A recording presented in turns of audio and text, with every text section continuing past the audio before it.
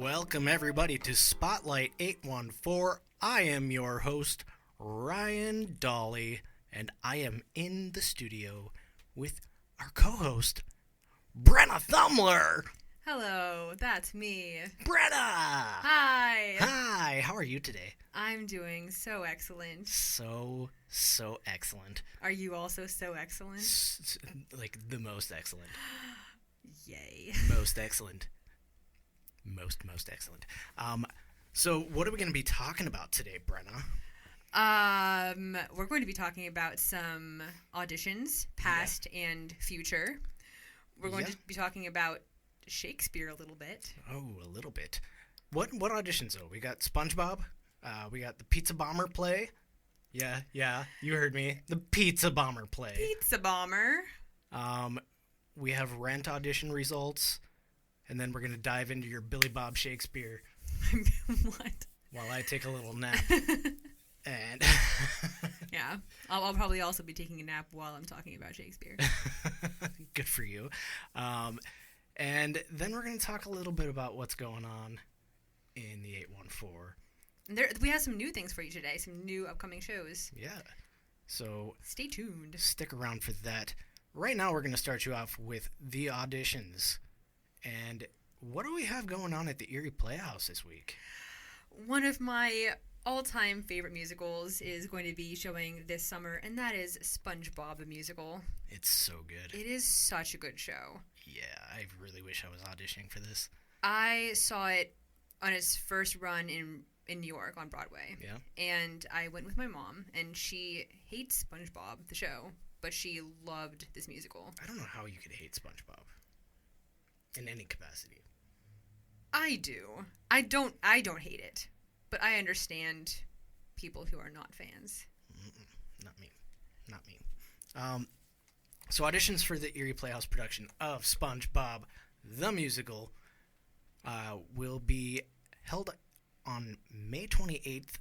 That is tomorrow. So I think we're going to release this episode early so people can get this information. And the 30th, that'll be Monday at 6:30 p.m. at the Erie Playhouse Rehearsal Hall at 1158 East 12th Street. Actors are asked to arrange and to sign in, arrive.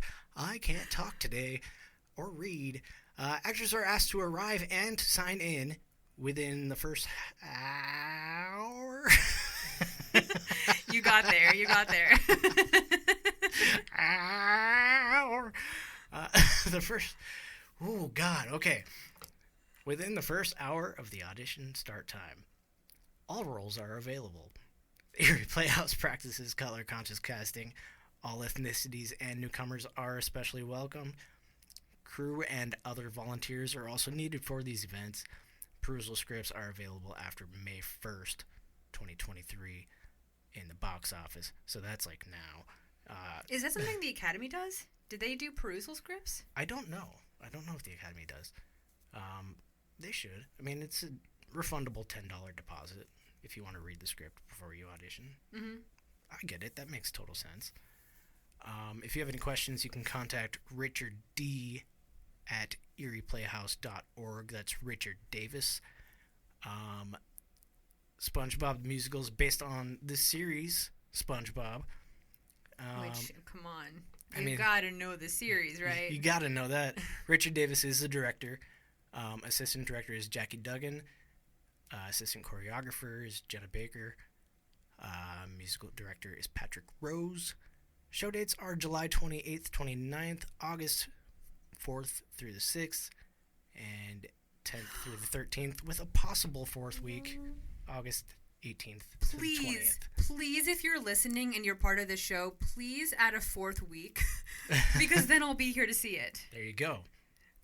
Yeah, I'll be gone this summer, but I'm getting back mid-August. So purely for me and me only, please add a fourth week to this run. So for a Spotlight 814 special, bring it back for a fourth week.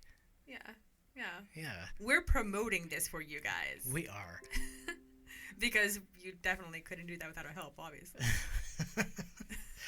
Rehearsals will begin June 10th. And All adult roles are open to ages 12 and up. Everyone must sing and dance. Audition requirements are 32 bars. 32, blah, blah, blah, blah. Can't talk today. Just woke up. Hour. 32 bars of a song, preferably.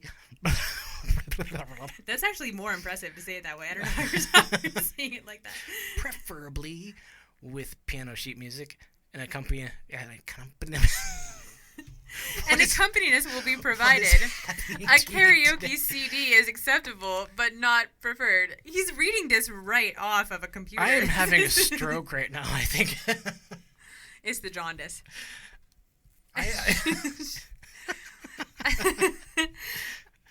A short monologue from approximately one and a half minutes. An accompanist. It's 1.5 minutes in length is also required. There will also you're moving it while I'm trying to read. I was not doing that for you. You're trying to make me sound bad so you don't feel bad about yourself. There will be a movement audition for any people who have not worked with the director before. All right. And so I'll say that this show has some incredible dance numbers, and it has the infamous Squidward tap dance, which this is what makes it one of the shows that I really, really want to do, is purely to be in the Squidward tap dance. So if you like to tap dance and you're considering auditioning for the show, do it for the tap. Tap dancing. Yeah, it's a great number. There are many, many great dance numbers. So continue. Or do you need me to keep reading? No, I'm gonna try. I'm gonna make another attempt at this. All right, he's about to talk us through about the show. I didn't do my Anchorman warm-ups. You have vocal warm-ups for the show? Yeah, you know how you never saw Anchorman. No. But he sits there and he's like, "Unique New York. Unique New York. How now, brown cow? Unique New York. The Human Torch was denied a bank loan." Okay, now, so here's the thing. You just got them in, so now you have to read this perfectly. About the show. The stakes are higher than ever in this dynamic stage musical as SpongeBob and all of Bikini Bottom face total annihilation of their underseas world. Chaos erupts. Lives hang in the balance. Oh, no. And just when all hope seems lost, Are you talking like a pirate? A most unexpected hero rises up and takes center stage. The power of optimism really can save the world. I'm Ron Burgundy. See, this is the thing. You can only talk when you do a silly voice. I'm Ron Burgundy. Okay, that's what the show's about. I'm Ron Great. Burgundy. So, the roles available. They're all available. So, you got Eugene Krabs. Okay, is Mr. Krabs, is his real name Eugene in the show? Yeah. Oh, see, I didn't realize they all have full names. They have full names. Eugene Krabs, 30s to early 50s. He's the owner of the Krusty Krab. He loves money. Maybe his daughter Pearl. Patrick Star, 20s to 40s. SpongeBob's BFF. You know, a little befuddled, a little lazy. But Patrick has a heart of gold, and he's a good friend. Wouldn't we all love to be friends with Patrick Star? And my favorite song in the show is the SpongeBob and Patrick duet. It's a great song. It really is. Then there's Sandy Cheeks, Texas-born squirrel who loves science. Got a little country twang, and she's got a big heart. Wants to save her town even when the people are not nice to her. And Plankton, Sheldon J. Plankton, the owner of the Chum Bucket, and the arch enemy of Mr. Krabs. Sheldon is a tiny evil genius. Ooh, evil genius. I feel like you could play Plankton. Evil genius. Or SpongeBob. Not evil genius. This is foreshadowing to what's next. Oh, right. I gotcha. Okay. He Good job, Ryan. Thank you. He plans to take over Bikini Bottom. And then there's SpongeBob SquarePants, our hero. SpongeBob is more than just a simple sponge. He is an eternal optimist. And he loves his town, his job, and all of his friends. He wants to succeed in life, and he inspires the people around him. If he can just get them to listen. All of these characters are so joyful. I know. Like, if you want to audition for this show, you have to find, like, a fun song to audition with. Like, it's a really feel-good show. Yeah. I would look at shows like, I don't know, like Seussical and Young Frankenstein and 13 and... What's 13? It's a show. I don't know if I know that one. I don't know, just like fun shows. Bubbly songs. Yeah. Fun songs, funny. Be characters. That is my advice to you. Take it or leave it. Yeah. So we're going to talk about the songs. So there are 18 different artists that created the music for this show. And popular artists. Pop artists. Yeah. So you got songs from Jonathan Colton, who's a comedic folk artist. You have David Bowie and Brian Eno, the Plain White T's, T.I., Panic at the Disco, Alex Ebert, Cyndi Lauper and Rob Hyman, Yolanda Adams, The Flaming Lips, Sarah Bareilles, Steven Tyler and Joe Perry, Lady A, John Legend, who has my favorite song in the show,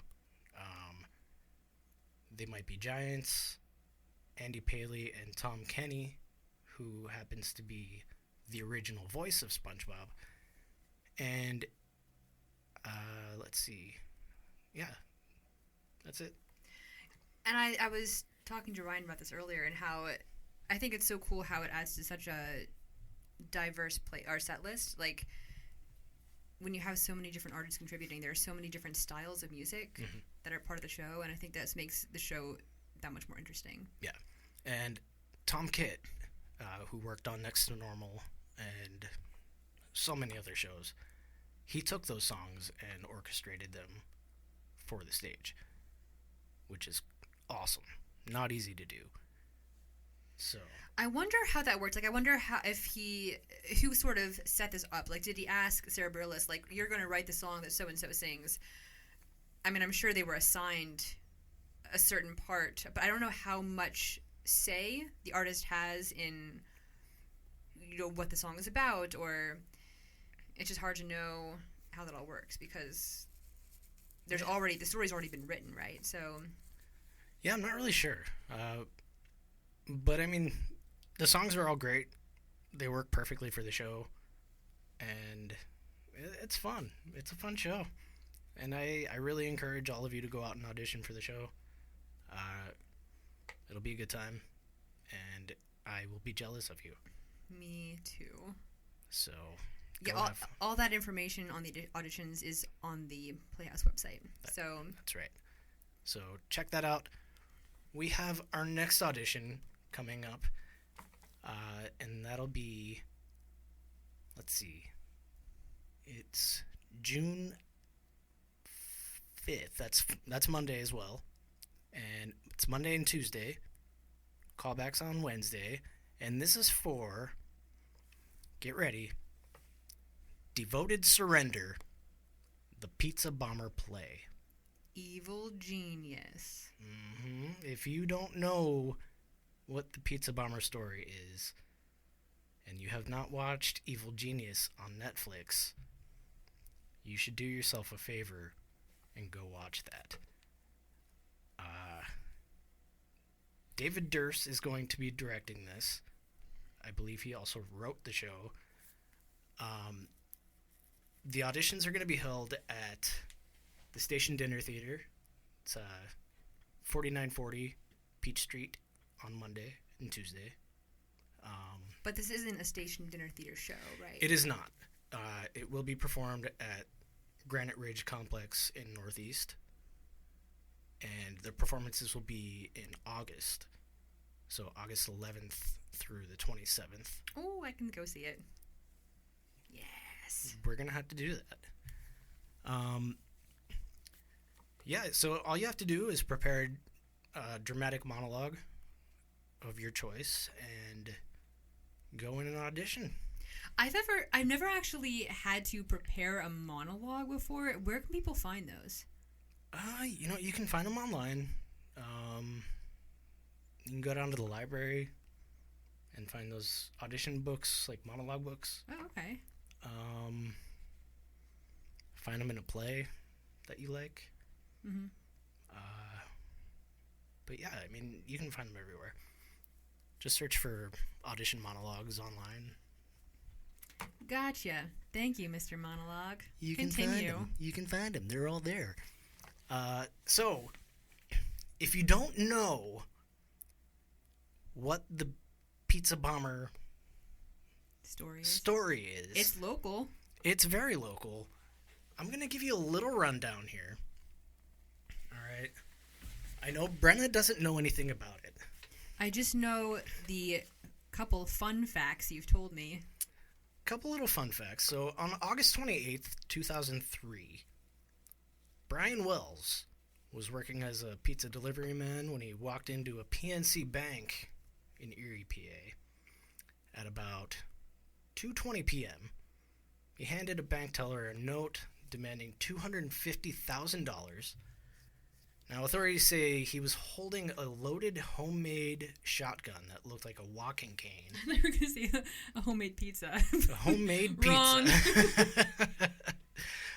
Homemade walking cane, homemade shotgun that looked like a walking cane, wearing a t-shirt over an improvised explosive device, which he showed the teller, according to FBI records.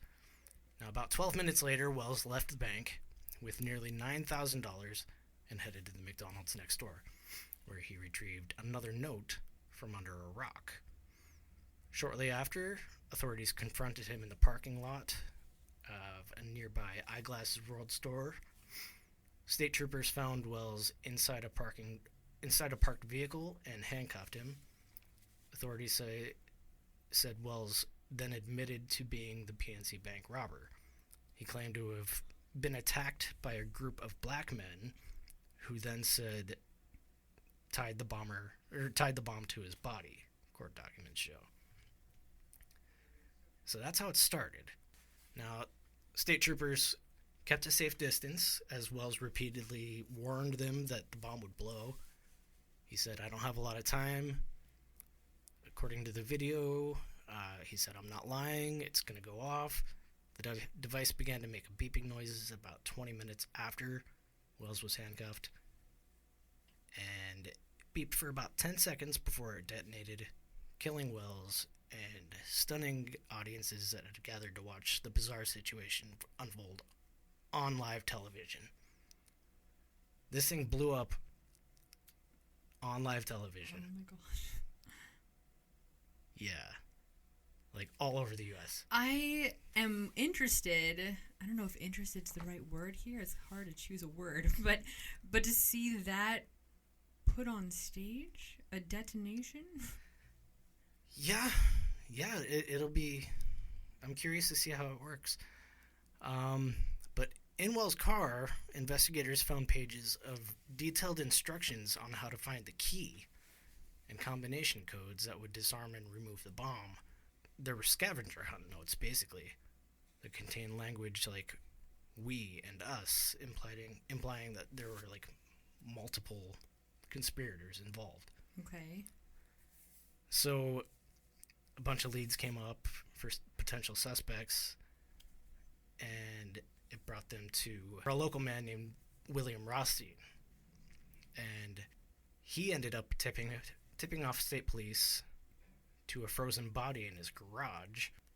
Now, according to an FBI affidavit, Rothstein said his former fiancée, Marjorie Deal Armstrong, had murdered her own boyfriend, James Roden, and stuffed his body in the freezer.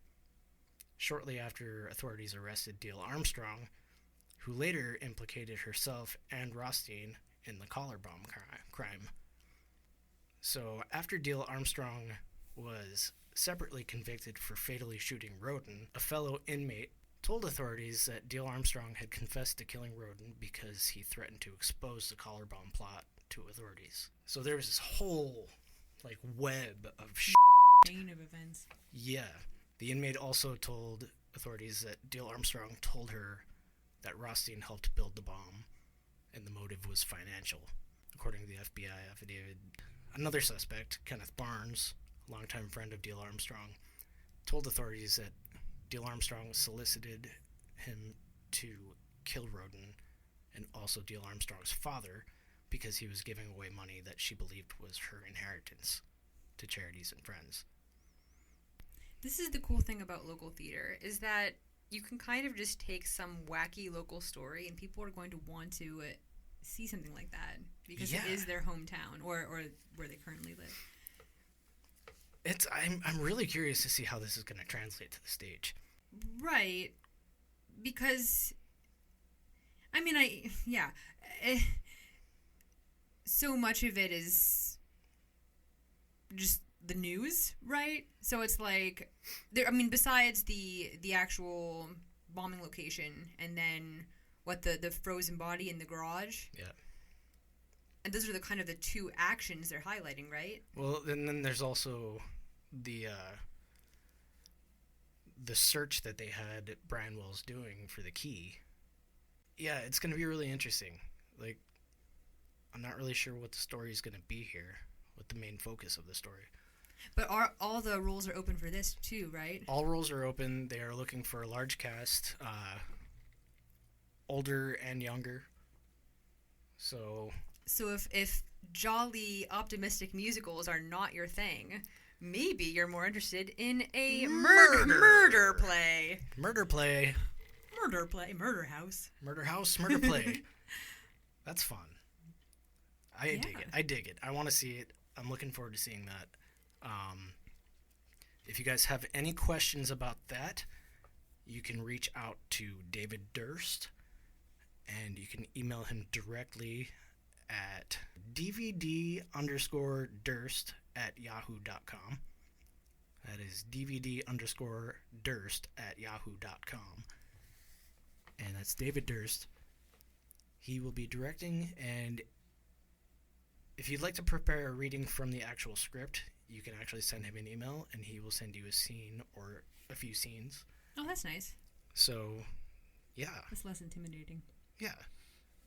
So, go ahead and reach out to him if you are interested in that. Being involved in a local story.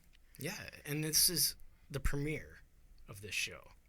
This show has never been done before. Right, maybe this will be a spooks scenario where, it'll be running for 30 plus years. Right, you never know. Community. You never know. So, we got one more thing to talk about here before we take a break. Some more audition-related news. Yep, Rent audition results at the Academy Theater in Meadville, directed by Ted Watts. I guess I'm doing a show. I guess you are. I guess I'm doing That's a what show. That's what you signed up for. Yeah. Been a while since we did Cabaret. Yeah. So I guess it's time. I will be playing Angel in Rent. Yay! So that'll be fun. We have Carson Jones as Mark Cohen, Oliver Smith as Roger Davis, Mary Coulter as Mimi Marquez, Nathan Irwin as Benjamin Coffin III, Daryl Whitney as Tom Collins, Bella James as Maureen Johnson, our very good friend and guest from last week, Julia Kemp as Joanne Jefferson. I texted Julia and was like, Julia, you waited until I'm not going to be here to do a show again. I'm so mad at you. We have the lovely Madison Morgan as Mrs. Cohen and Alexi Darling, Jason Sackle, Lauren Killemeyer, and they will be Mr. and Mrs. Jefferson, Zachary Nowosielski. Noah Silsky. Okay. Noah Silsky. We'll go with that. Robbie. Robbie got his first solo. And he's at the so Academy. excited. I texted him, and he was just so happy. I'm so proud of him. He's going to be Gordon. I listened to his audition outside of the door, and I was blown away. He's getting so much better. I'm proud of him. And if you recall, he's the one who kind of just started doing theater because Julia roped him into it not that long ago. And Right. You're doing great things, Robbie. We're so proud of you. Yeah, I'm pumped for him. You know, it's a great ensemble. Really looking forward to getting started with the show. And that show opens July 14th and runs until the 30th. Mm-hmm. So that will be fun. I have to learn how to dance in high heels. I don't know if I'm willing to take on the responsibility of teaching him, but I have to learn how to walk in high heels first. It's all about the toes. You got to stay on your toes. Okay, toes. Good. All right. Well, we are going to take a very short break, and when we come back, Brenna is going to talk a little bit about Shakespeare and Meadville Community Theater's production of Midsummer Night's Dream. Yeah. And that'll be in the gardens out in Edinboro. Yes, it will. And we will talk all about that after we take a couple minutes. Okay, bye. We'll be right back.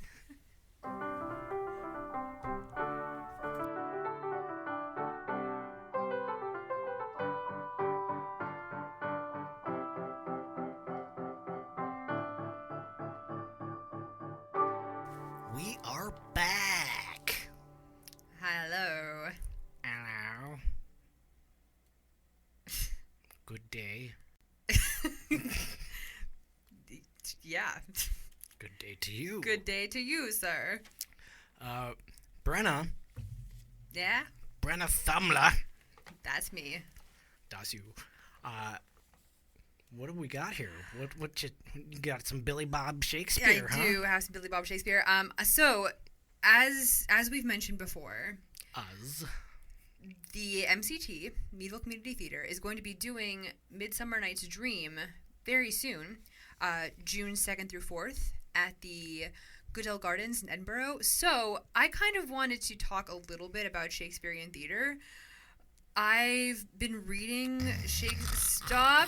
Stop it right now. This is going to be the most exciting thing you listen to. Stop it! Ryan? It's going to be some of the most exciting stuff you've ever heard in your life. Okay. So, I've been reading Shakespeare these past couple months for school this summer. And I'm sure you all know, reading Shakespeare is not a small feat. It can be really tricky, but the thing is that theater can solve this issue. So if you're hesitant to see Shakespeare live, theater is the reason that Shakespeare can be understood. So the works themselves are meant for the stage, right? So like actors who study Shakespeare understand how to convey the meaning and make it understandable and like relatable to audiences. And then of course the action provides context and provides further understanding. And also, so Jim Bowman, he is the director of the show. Ryan, stop texting. Listen to me. I'm giving you a lesson in Shakespeare right now. You're supposed to be excited. If you're not excited, why are our listeners going to be excited? I don't want to do it. I'm talking about Jim Bowman right now. So he is well studied in Shakespeare. He taught Shakespeare for 44 years at Allegheny College. Yeah. I think in his little bio, he said that he really doesn't have to do much memorization for the show, and possibly because, so he's also performing in it, possibly because the role is smaller than some's, but also because he probably has all the Shakespeare memorized. So yeah, he is the director, and he's actually used a lot of the rehearsals to sort of teach his actors, his cast, about Shakespeare, so that they can be well-versed themselves and make it understandable for audiences. Because Shakespeare's really like a language of its own. So there are a lot of words within Shakespeare that are now out of use, or ones that have completely different meaning than they do today. All of them? Not all of them. No, that's wrong.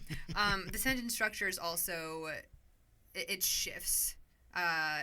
Things that are just said differently than they are today. A little bit about Shakespeare himself. He grew up in the UK, in Stratford-upon-Avon, but he spent a lot of his professional life living in London, and then he ended his life back in Stratford-upon-Avon.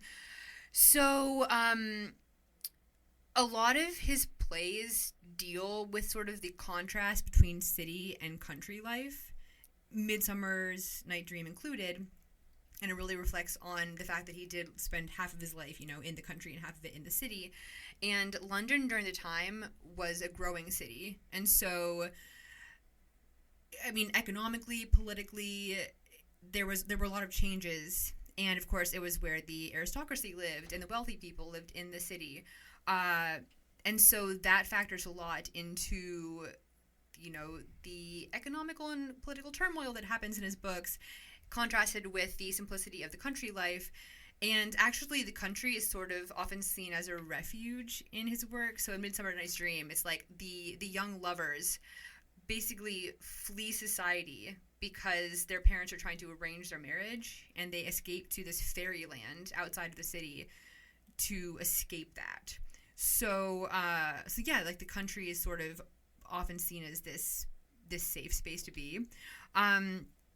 So just like a little bit about the show, because we want you guys to go see this. It's going to be a really, really cool thing, especially because it's happening outdoors, rain or shine.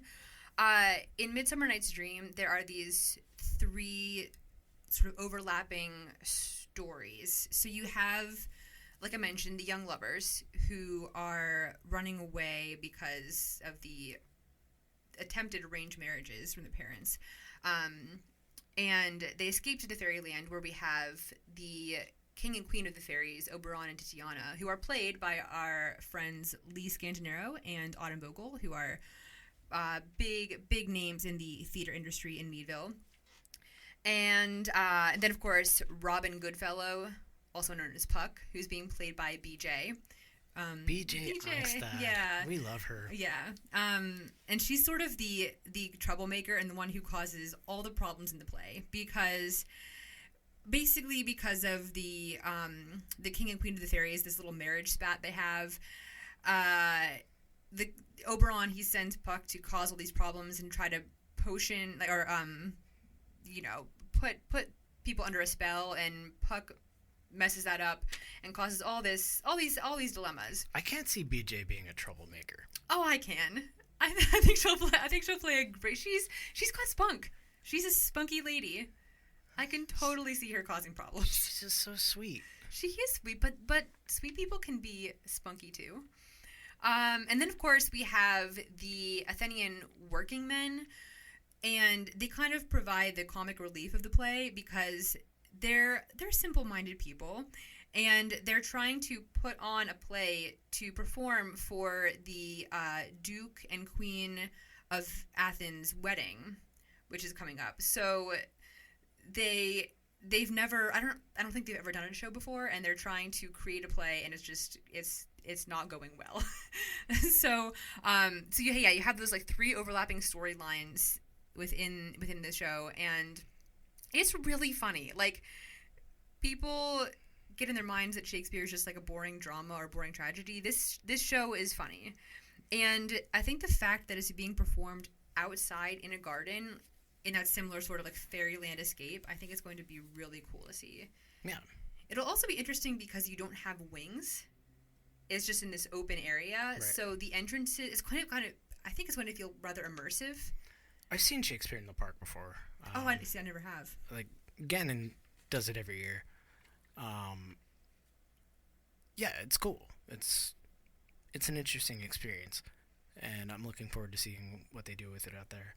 I feel like they're also doing Shakespeare in the Park this summer in Erie. They are. They do it every Frontier year. Park? Every year. Yeah. Yeah. Mm-hmm. And when I said out there, I sounded Canadian. Out. I said out there. Out there. Out there. Sorry about that. Sorry about that. So yeah, like we mentioned, it's at Goodell Gardens in Homestead in Edinboro, June 2nd through 4th, at 6 p.m. on Friday and Saturday, and on Sunday it's at 2 p.m. So yeah, so tickets are available now. And see, was that bad? Wasn't Shakespeare a little bit interesting?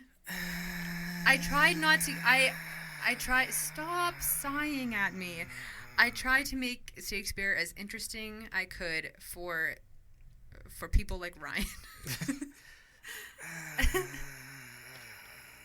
I really loved reading Midsummer Night's Dream. I'm not the biggest Shakespeare person, but I really, really loved Midsummer Night's Dream. I'm the smallest Shakespeare person. Well, regardless of whether you are a Shakespeare person or not, seeing it live is a completely different experience. It is. And even so, I really, really couldn't stand Shakespeare in high school.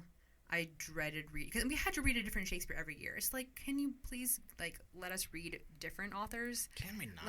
Like, sure, maybe one or two, but maybe mix it up and let us get, other voices in there. But anyway, we had the privilege of seeing, I think it was Much Ado About Nothing in high school, and seeing it performed for us, I was like, wow, actually, I really, really loved that. Still Shakespeare, but on stage. Completely different experience. So get your tickets for that. Support the MCT. Support Goodell Gardens. Your dad's in it, isn't he? He is. He plays one of the simple working men, Snug. Yeah. It's so, like, they're just these working men, basically. I don't want to give too much away, but they overthink everything. So, and they want to put on a good show for the Duke and Queen in their marriage. So they'll get this script and they'll be like, oh shoot, this has to take place at night.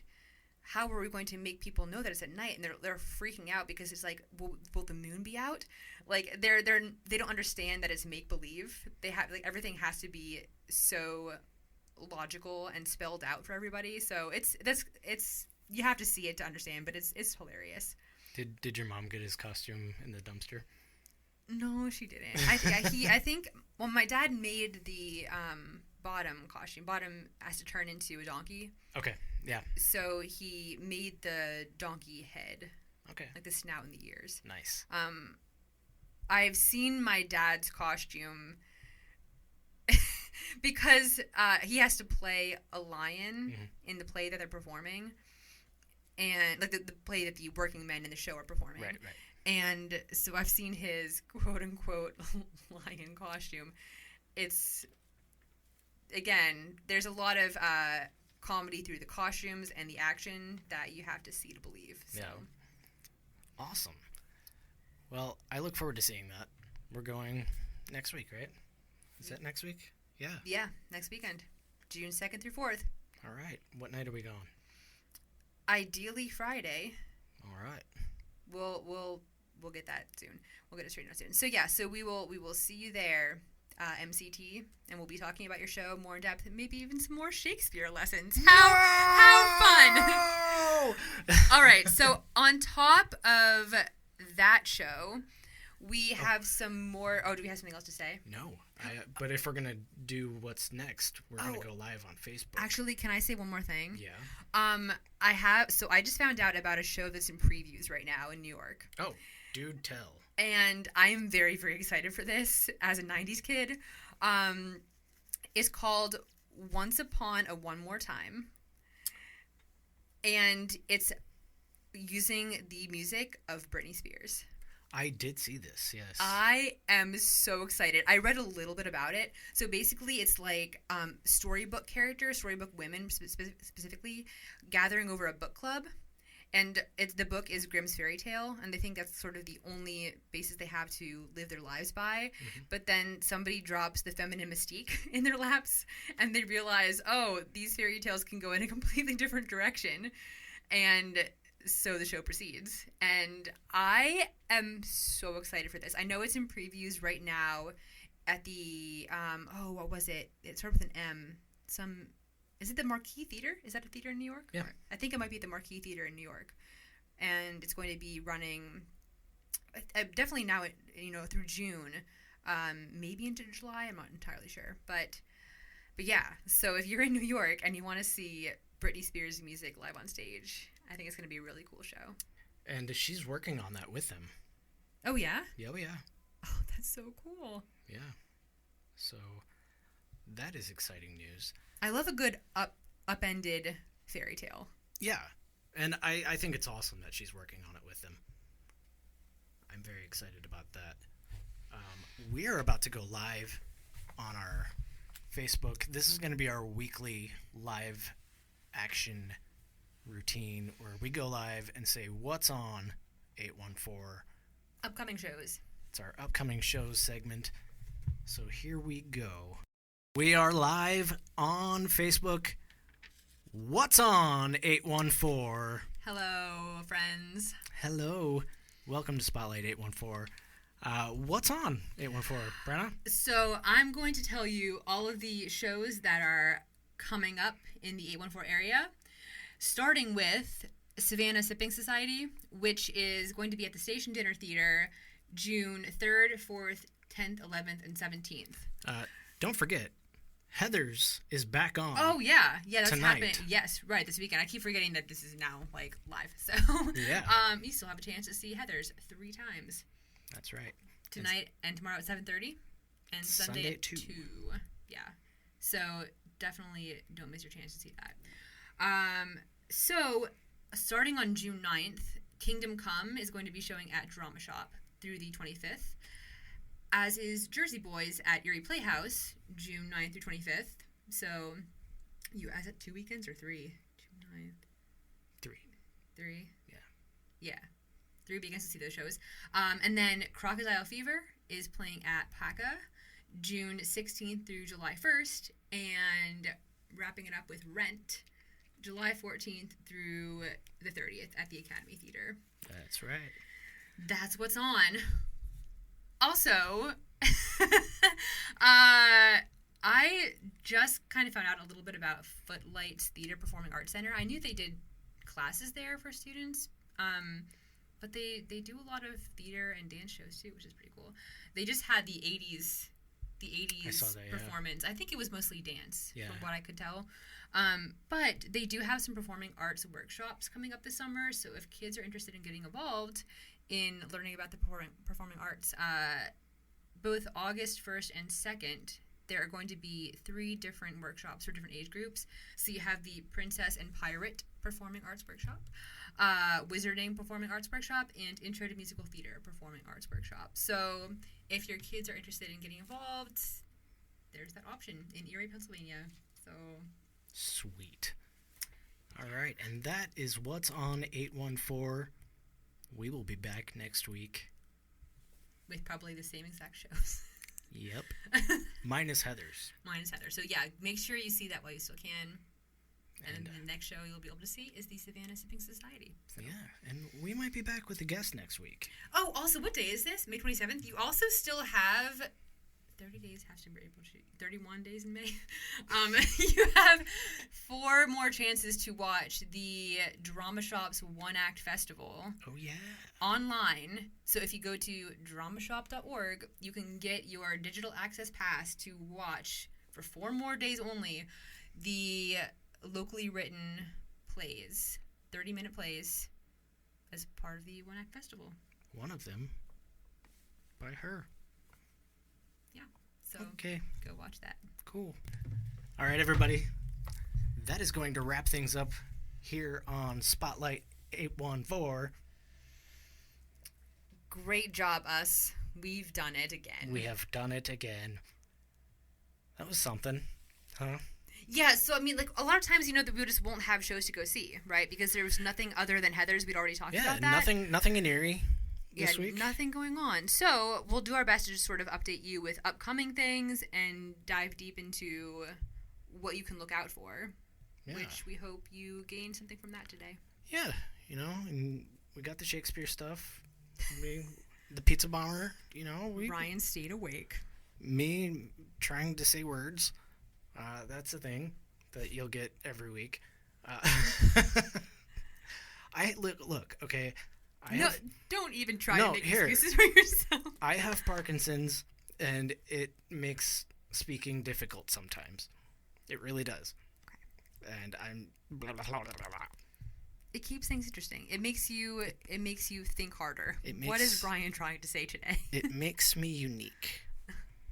Makes me unique. I love you guys. Thanks for listening. Until next week. We're out of here.